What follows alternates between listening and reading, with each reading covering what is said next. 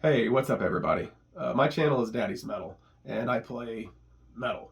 But I have had quite a few of you reach out or message me here over some of my previous videos in regards to guitar tone. So I'm really talking to my guitarist more than anything right now.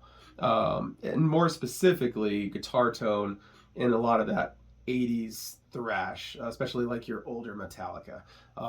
And the reason why a lot of people ask about that is it's the tone that a lot of people aspire to achieve. I know for me, growing up, that music was a big influence on me wanting to pick up a guitar in the first place when I was 8, 9, 10 years old. And I remember the first time I learned Ride the Lightning or Fade to Black or a riff from Master of Puppets or Battery. That was a milestone in my musician life because it was an accomplishment that I had made at that point in time. So I run a couple different amps. Everything I play is Black Star. I switched over from Marshall about 15 years ago, and really have been a big Black Star supporter for the better part of the last decade for sure.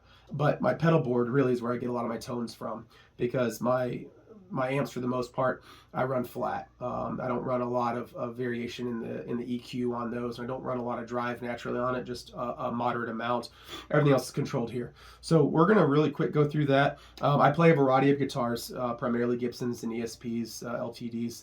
But especially if I'm going for that Metallica tone, I do mostly play my ESPs with an active pickup set. This is actually the Hetfield, the Het set, the Metalworks Het set to be specific. I play that, but I also play some of I play a couple Steve Vai pickups, the Gravity Storms. I played on Black Winters. I've played on Invaders. I've played on JBs.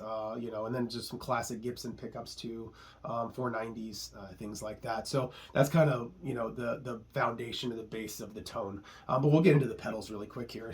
So the proper foundation for any pedal board's a good tuner. I run a lot of TC electronic pedals. I run a lot of MXR pedals, as you can see here. I'm preferential to the brands that I have the most success with. I've had the Boss and a couple other brands out there before, but that's definitely my favorite. So let's start at the beginning. Let's start with Kill 'Em All. So we'll go ahead and kill this here. I've just got kind of the basic drive on the guitar right now from the amp. It's fairly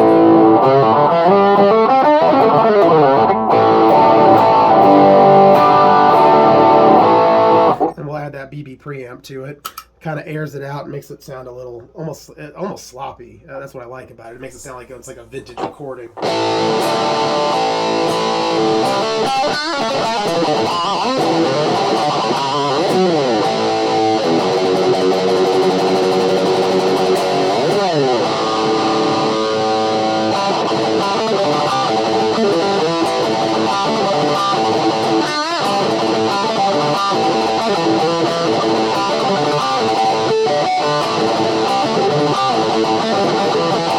So anyway, it kind of gets you that Kill 'Em All sound.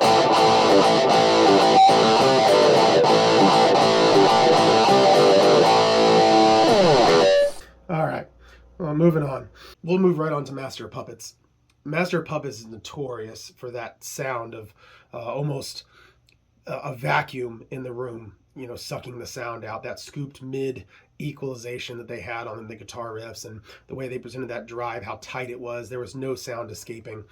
So that BB preamp, that's going to come off because we don't want it to be loose at all. We want it to be really, really tight. This is where my Sentry noise gate's going to come in on a pretty modest threshold, but we want to make sure that we don't have anything escaping us there. And then we want to really scoop that EQ down. I've got my MXR 6-band EQ, and we've got that scooped down. Not super heavy, but we're going to make sure that it adds a little bit of that final tone to it. Not adding any extra drive from the board. We're just running through the drive on the amp here, but we are going to turn the gain up a little bit, and I'm going to turn the gain up on the guitar as well to where it's at full. All right.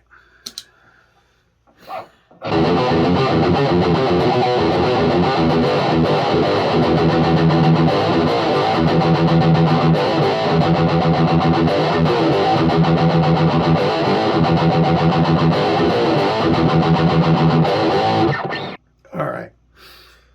Now next, let's move on. We'll skip ahead to the Black Album here. We'll end with that. Obviously, with Ride the Lightning and with Justice for All, there's similarities. Justice does kind of the same thing as Master Puppets. It's really got that vacuum sound.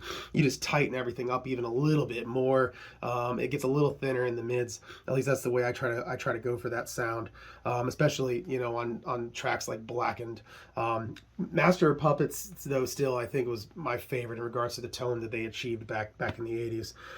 Moving on to the Black Album, we'll end it here, and it gets a little bigger at that point in time. It was definitely a stadium rock era for them, as that album went to the level that it did for their success. So keeping the noise gate on, keeping the scooped mids a little bit on, but we are going to add a little extra drive on top of that existing drive as well.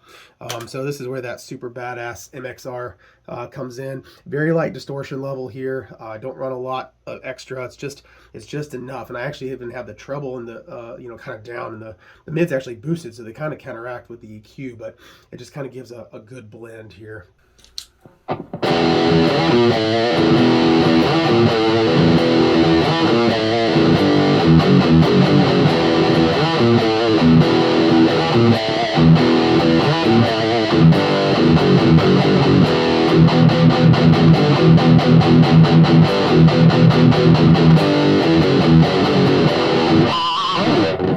All right. So anyway, there's kind of my rundown on what I use on a regular basis. I hope that answers some questions. I didn't go a lot into the specifics of where pedal settings are. I think the best thing to do is to really play with it. Start on lower settings and build it up and work it from there. But all these pedals, definitely recommend.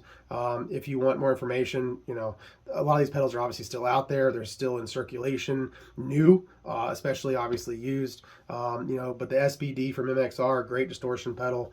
The Sentry, fantastic noise gate. MXR's EQ does the job, does exactly what I'm looking for it to do. And some of these I didn't even show off, so more for live settings like my Spark, my Chorus, things like that. But for what we were trying to accomplish today, I hope that helps.